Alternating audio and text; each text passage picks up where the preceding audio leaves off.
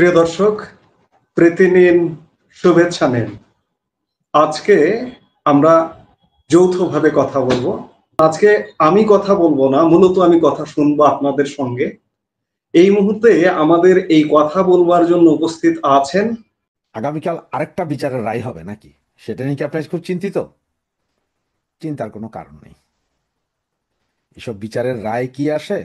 মৃত্যুদণ্ড, ফাঁসি, যাবজ্জীবন, 21 বছর, 41 বছর, 51 বছর, এগুলা নিয়ে কোনো don't care. We don't care, কারণ আমাদের নেত্রী ডোন্ট কেয়ার, সুতরাং আমরাও ডোন্ট কেয়ার।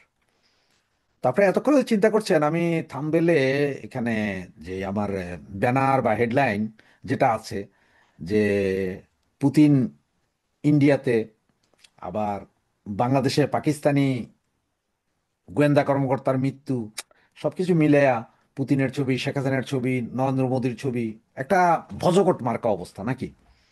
যাতে আমি লিখেছি যে বাংলাদেশে গোয়েন্দা কর্মকর্তার মৃত্যু এবং ভারতে পুতিন, কাহিনীটা কোথায়? এটা নিয়ে হয়তো অনেকে চিন্তা করছেন ঘটনা কি।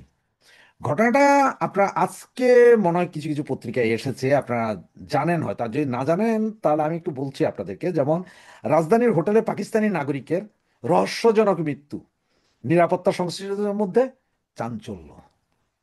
আর পত্রিকাতে যেটা লিখেছে যে রাজধানীর গুলশানের একটা অভিজাত হোটেলে থেকে আহমেদ খান 38 নামে এক পাকিস্তানি নাগরিকের মরদেহ উদ্ধার করা হয়েছে গত মঙ্গলবার। তিনি হোটেলের কক্ষে মৃত পাওয়া গেছে, সবাই বলছে যে এখন হার্ট অ্যাটাক। এদিকে তার বড় ভাই এসে পৌঁছাইছে, পাকিস্তান এমবেসি তো লাগছেই এই এই লাশ নেওয়ার জন্য। এবং এখানে বলা হচ্ছে যে কর্ণফুলী ইন্ডাস্ট্রিয়াল এলাকায় অবস্থিত একটি টেক্সটাইল মিলের টেকনিশিয়ান হিসেবে কর্মরত ছিলেন এই ভদ্রলোক। আসেন এবার বলি, টেকনিশিয়ান, একজন টেকনিশিয়ান গুলশানের 5 স্টার হোটেলে কিভাবে উঠে?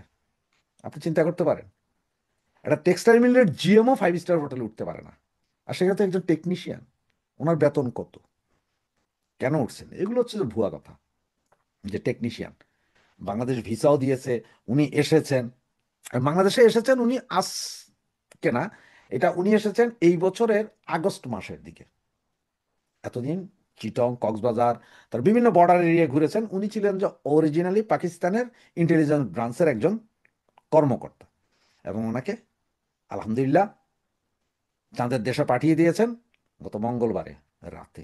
সেম ঘটনা এর আগে বলেছিলাম, ওই যে 17 জন মারা গিয়েছিল, তাদের মধ্যে অনেকের লাশও খুঁজে পায়নি, ওরা কিছু কিছু পেয়েছে যেগুলো কারো কাছে আনে নাই। সেই ধরনের ওনার অবস্থা। এর ভিতরে আপনার মনে হয় আরেকটা জিনিস কারো কারো খেয়াল করতে পারছেন কিনা দেখেন, আজ থেকে 1 সপ্তাহ আগে, 6-7 দিন আগে, কুমিল্লায় ইন্ডিয়ান বর্ডারের মধ্যে আর্মি গিয়ে একটা বাড়িতে রেড করে, মনে আছে? আসলে ওই জায়গাটাতে তার আগের দিন রাতে ওখান থেকে 11 জনকে উঠাই নিয়ে যায় কোনো একটা গোয়েন্দা সংস্থার লোক, বাংলাদেশি না, বাইরের কোনো একটা গোয়েন্দা সংস্থার লোকজন। ওখান থেকে 11 জনকে ধরে নিয়ে যায়, যার মধ্যে ছিল 9 জন পাকিস্তানি এবং 3 জন বাংলাদেশি। সব 3 জন যে বাংলাদেশি ছিল এরা সব হিজবুত তাহিরির লোকজন, জঙ্গি গোষ্ঠী হিজবুত তাহিরির লোক 3 জন, আর 9 জন সে পাকিস্তানি। এবং ওরা নিয়ে যাওয়ার সময় ওখান থেকে বিস্ফোরক দ্রব্য এবং অস্ত্রশস্ত্র যা ছিল তা যাতে বাংলাদেশ সেনাবাহিনী নেয়, এই জন্যই ভোরবেলা, ভোরবেলা বলতে এটা 6:30 বা 7টার দিকে নাকি সেনাবাহিনীকে ফোন দিয়ে বলা হয় যে তোমরা এসে এখান থেকে এই জিনিস নিয়ে যাও, আমরা এখনো চোখ রাখছি, তবে তোমরা এসে এগুলো উদ্ধার করে নিয়ে যাও। সেনাবাহিনী সেদিন সেখান থেকে উদ্ধার করতে গিয়ে সম্ভবত 1 জন বা 2 জনকে ধরছিল মনে হয়, বা নাও ধরতে পারে, ওটা আমি শিওর না। এবং ওখান থেকে কি উদ্ধার হয়েছে, কি পেয়েছে, এটা কোনো নিউজ কোনো পত্রিকাতে নেই, সেই 11 জনের নিউজও নেই।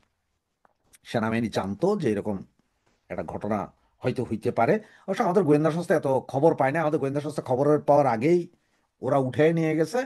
ওরা রাতের 1:30টার দিকে ড্রোন মারফত প্রথমে অ্যাটাকটা করে, ছোট্ট একটা ড্রোনের মারফতে অ্যাটাক করে, এরপর ওখান থেকে সবগুলোকে তুলে নেওয়া যায়।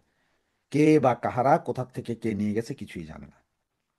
তো এখন আসি আপনাদেরকে সেই পুতিন ইন্ডিয়াতে আসছে, এতে বাংলাদেশে কি অশনি সংকেত। একটু ছোট্ট একটা কথা বলি। ইউক্রেন আক্রমণের আগে পুতিনের সাথে দেখা করেছিলেন নরেন্দ্র মোদী, মনে আছে? এরপরে শুরু হয় গ্যাদারিং। আর এইবার ঠিক নরেন্দ্র মোদী হঠাৎ করে 15 দিন সামনে নিয়ে আসলো 4 তারিখে আসতেছেন। এটা কিন্তু কথা ছিল 15 তারিখের পরে সম্ভবত যে আসবেন, কিন্তু অনেক দ্রুত আগায় আনছে, 4 তারিখে আসতেছে। কাহিনীটা কি? হঠাৎ 4 তারিখে উনি এখানে আসছেন। এর আগে আপনি কয়েকদিন আগে খেয়াল করেছেন যে একটা নৌবাহিনীর জাহাজ এসেছিল, যুদ্ধ জাহাজ আসছিল রাশিয়ান। আবার মালাক্কা প্রণালীতে এখন পুতিন আসবে, এই কারণে মালাক্কা প্রণালীতে অনেকগুলো যুদ্ধ জাহাজ, সাবমেরিন, টর্পেডো সব আছে। কারণ কি মালাক্কা প্রণালীতে কেন? কারণ হচ্ছে যে ওই আমাদের যখন স্বাধীনতা সংগ্রাম হয়েছিল, মুক্তিযুদ্ধ হয়েছিল, তখন আমেরিকা যখন 7 ফ্লিট পাঠিয়েছিল, তখন রাশিয়া, সাবেক সোভিয়েত ইউনিয়ন, ওরাও জাহাজ পাঠিয়ে দিয়েছিল।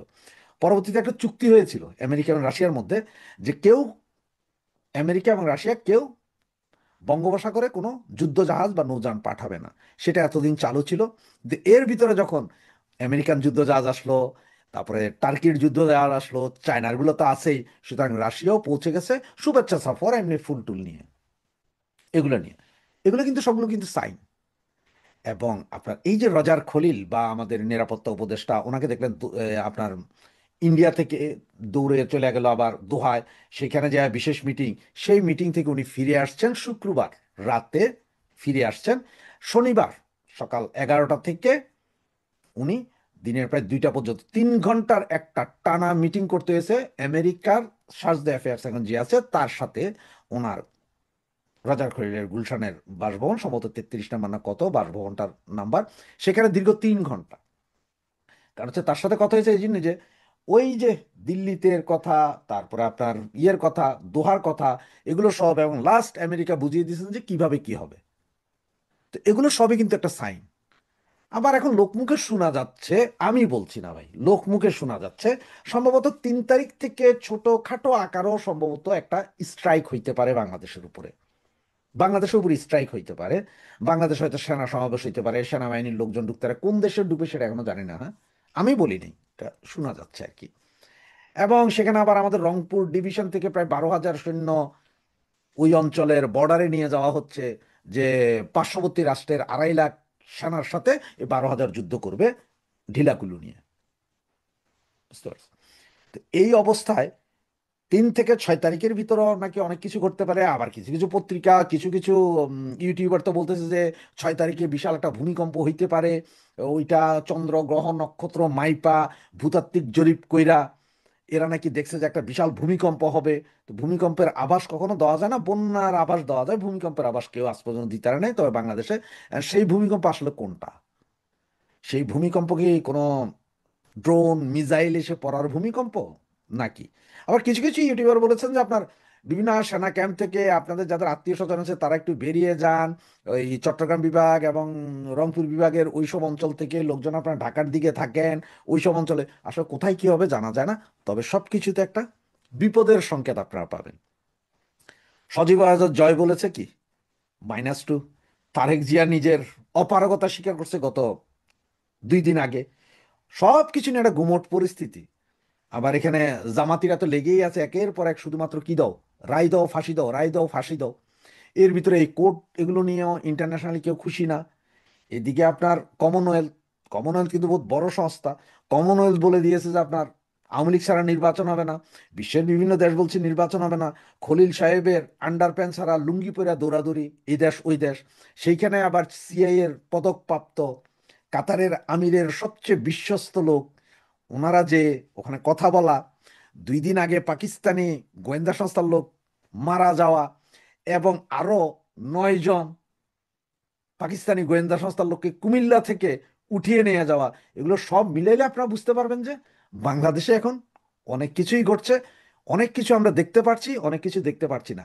ওই যে বলে একটা ডিপ স্টেটের খেলা বলেছিলাম, আমরা বলছিলাম ডিপ স্টেট, সব দেশেরই ডিপ স্টেট আছে। আর ডিপ স্টেটের খেলাটা এমন যে আপনি ঘটনা সত্য, প্রমাণ নাই, আপনি প্রমাণ করতে পারবেন না। ঘটনাটা সত্য, কিন্তু আপনি প্রমাণ করতে পারবেন না যে এই ঘটনা কে ঘটাইলো, কখন ঘটলো, কি ঘটলো। আর যখন এই গোয়েন্দা সংস্থার লোকগুলোকে ধরা হয়, মারা হয়, নিয়ে যাওয়া হয়, তখন কিন্তু কোনো দেশ স্বীকার করে না যে এটা আমাদের গোয়েন্দা সংস্থার লোক ছিল।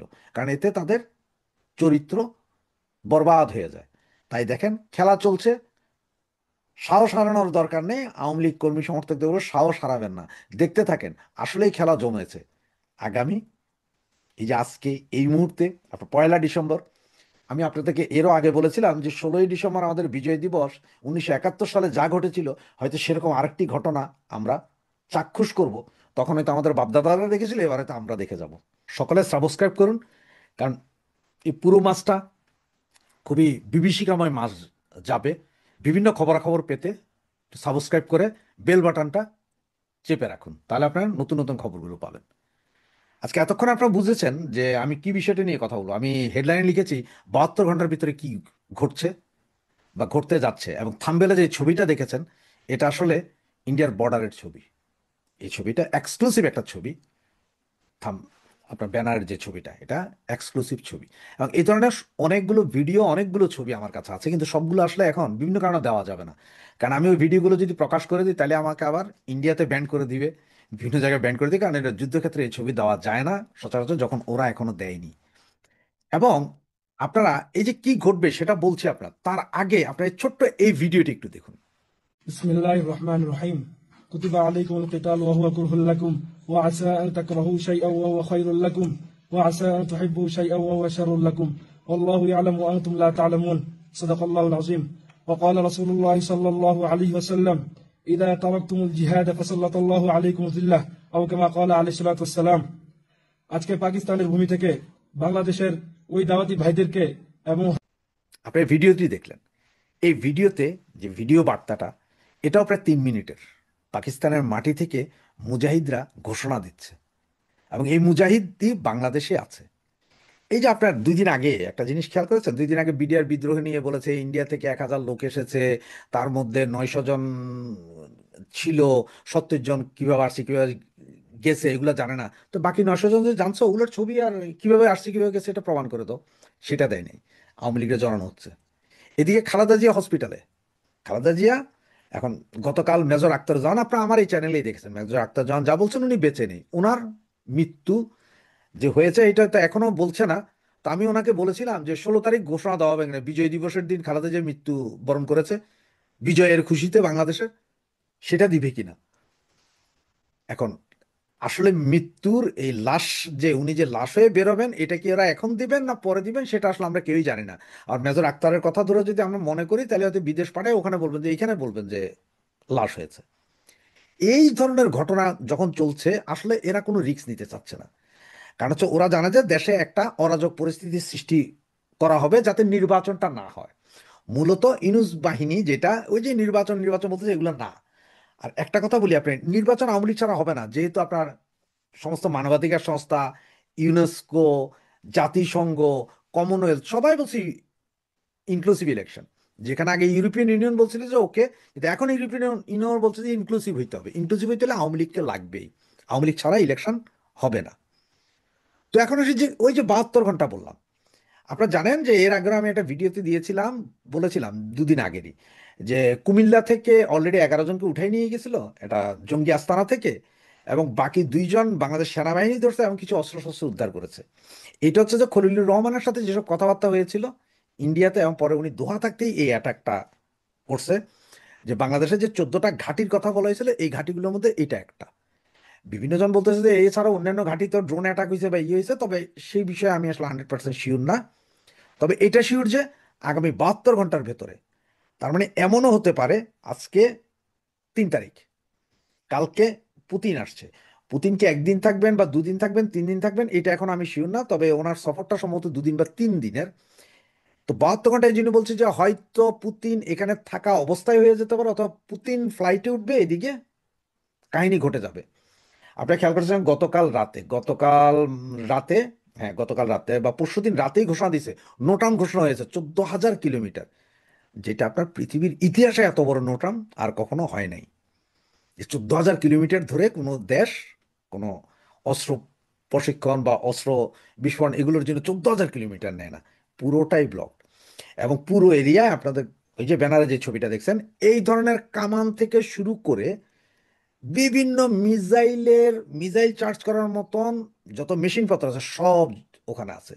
পুরো বর্ডারে এই মুহূর্তে 2.5 লক্ষ সেনাবাহিনী আছে, সেনাবাহিনী ইন্ডিয়ান সেনা। এবং সবচেয়ে মজার বিষয়, আপনার যে 7 সিস্টার খেয়ে দিবেন বলছেন, সেইখানে পৃথিবীর সবচেয়ে দুর্ধর্ষ সেনা, যেটাকে গুর্খা সেনা বলা হয়, গুর্খা, এইখানে আমাদের নেপালি এবং ভারতীয় সব পাহাড়ি সেনা, এগুলো গুর্খা। এটা ব্রিটেনে আছে এই সেনাটা, কারণ ব্রিটেন যেহেতু আমাদেরকে আগে রুল করেছিল, ব্রিটেন ওই গুর্খা সেনা, এবং গুর্খা সেনারা অস্ত্র ছাড়াও শুধুমাত্র একটা ছুরি দিয়েও অস্ত্রধারী 8-10 জনকে এট এ টাইম মারতে পারে। এত দুর্ধর্ষ এই গুর্খা সেনা। ওইটা পুরোটাকে ডেপ্লয়েড করে দেওয়া হয়েছে সেভেন সিস্টারে। আর এই যে ছবি, আমি আরো কিছু ছবি এবং লাইভ ভিডিও করার জন্য আমরা চেষ্টা চালাচ্ছি। যে কোনো মুহূর্তে হয়তো আমরা লাইভ করতে পারি ওই অঞ্চলগুলো, পুরো বাংলাদেশের পুরো বর্ডারটা, ইন্ডিয়া বাংলাদেশের সমস্ত বর্ডারে পুরোটাতে লাইভ করার জন্য চেষ্টা চলছে। হয়তো সফল হতে পারি, যদি হতে পারি তাহলে সাথে সাথে আপনাদেরকে লাইভে করে দেখাবো যে কি অবস্থা। এবং যতটুকু এই মুহূর্তে পর্যন্ত খবর পাচ্ছি, তাতে হচ্ছে যে ইন্ডিয়া হয়তো সার্জিক্যাল স্ট্রাইক করে দিতে পারে বাংলাদেশের উপরে। এবং ডাক্তার ইনুস তারা গত 2 দিন ধরে 3 বাহিনী সহ ব্যাপক মিটিং মিছিল করছে, ব্যাপক মিটিং করছে প্রতিদিন। এটা আসলে যে খালেদা জিয়া মারা গেলে কি হবে, অমুক হলে কি হবে, ওগুলা না, এগুলো হচ্ছে যে আইওয়াস, পাবলিক যাতে এইদিকে নজর না দেয়। বর্ডারের অবস্থা কি হচ্ছে, বর্ডারে এখন ওদের পেঁয়াজ পয়সা যাইতেছে, এই পয়সা যাইতেছে, সেই পয়সা, এগুলা বইলা খুব হই হই রই রই করতেছে যে ইন্ডিয়ার পেঁয়াজ পচতেছে। এগুলা মানুষ যাতে খবর না নেয় যে আসলে ভেতরে ইন্ডিয়া বাংলাদেশের টেনশনটা কোথায় কি যাচ্ছে, কোথায় কি হচ্ছে, যে কোনো কিছু হচ্ছে কিনা, এগুলো। এবং রংপুর থেকে, আমি গত ভিডিওতে বলেছি, রংপুর থেকে প্রায় 12,000 সেনা আমাদের বর্ডারের উপরে নিয়ে আসা হয়েছে। আরও যা সেনা আছে তাও নিয়ে আসা হচ্ছে। এবং গতকাল রাত থেকে আপনার ছবিতে যে যে ট্যাঙ্ক কামান যেতে দেখছেন, ট্রাকে, বাসে, গাড়িতে করে, এগুলো সব কালকে এখনো চলছে। এই মুহূর্ত আপনারা যখন এই ভিডিওটা দেখবেন, এই মুহূর্ত পর্যন্ত এগুলো চলছে। সুতরাং এই 72 ঘন্টা আমাদের জন্য খুবই ক্রুশিয়াল মোমেন্ট। এই 72 ঘন্টার ভিতরে ইন্ডিয়া মাইরও দিতে পারে, মাইর খাওয়ার ব্যবস্থা করতে পারে আমাদেরকে, খালেদা জিয়ার লাশও বেরিয়ে আসতে পারে, দেশে একটা অস্থিতিশীল পরিস্থিতির সৃষ্টি হতে পারে।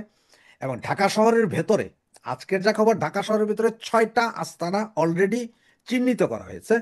এবং এগুলোর সবচেয়ে বড় বড় মাদ্রাসা যেই আছে, এই ধরনের 2-3টা আছে, এবং সাথে আরো কিছু স্পট আছে যেগুলোকে চিহ্নিত করা হয়েছে যে জঙ্গি আস্তানা বলে।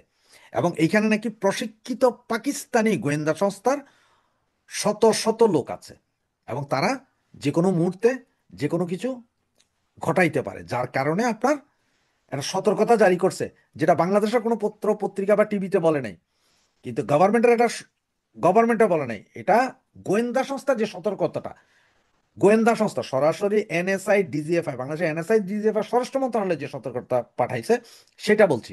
সেটা হচ্ছে যে ঢাকার খিলখ্যাত কনকর্ড অ্যাপার্টমেন্ট ও পাশে পিঙ্ক সিটি ডুপ্লেক্স আবাসিক এলাকা, পাকিস্তানের জঙ্গি সংগঠনের বড় সামরিক নেতা জাকির খান ও আইএসআই এর সদস্যরা অবস্থান করছে। গোয়েন্দা রিপোর্ট, বাংলাদেশের গোয়েন্দা report.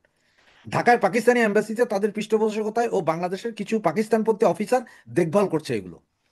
Pink city duplex ডুরেক্স, pink city ডুরেক্স আবাসিক বাংলাদেশের জঙ্গি সহ বিমান বিধ্বংসী রকেট লঞ্চার, ভারী অস্ত্র যোগান, প্রশিক্ষণ দিচ্ছে, যেখান দিয়ে বিমান উঠানামা করে এয়ারপোর্টের অপোজিটে, জাস্ট ঢাকা এয়ারপোর্টের অপোজিটে। এটা হচ্ছে যে একদম সরাসরি গোয়েন্দা রিপোর্ট, এটা বাংলাদেশের গোয়েন্দা রিপোর্ট। এবং এইসব জায়গায়, এই জন্য বলছি 72 ঘন্টার মধ্যে এইসব জায়গায় অ্যাটাক হয়ে যেতে পারে। এই যে জায়গাগুলোর কথা বলছি, একটু দূরে থাকুন, সকলে একটু দূরে থাকুন। আগামী 72 ঘন্টা যে কোনো মুহূর্তে যে কোনো কিছু ঘটবে। আর যদি তেমন আরো কিছু আপডেট আসে, যখনই আসবে সাথে সাথে আপনাদেরকে লাইভ টেলিকাস্ট করার চেষ্টা করব। সুতরাং এই জন্যই বলছি, চ্যানেল সাবস্ক্রাইব করে রাখুন। ধন্যবাদ। জয় বাংলা, জয়।